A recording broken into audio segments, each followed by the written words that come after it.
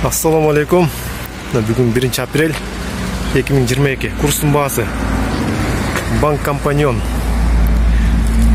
Манас районы Покровка айылында. Рубль 94 тиын болып тұр. Неме? Доллар 79 сом 50 тиын екен. Евро 88 сом 50 тиын. Азыр жолдың бияқ бетінде еле.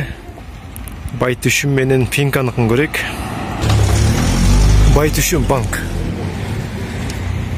Рубль 95 бұл жерде де. Бұл жерде ошондай екен 79 сом доллар. Кейінгізі Финка.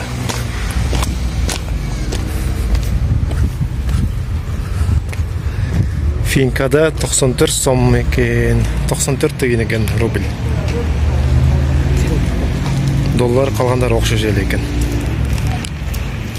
Азыр айыл банкка барабыз. Ең керекті банк ошол. Россиядагылар ошол банкка которот көбүнчө акчаны. Айыл банкка келдик.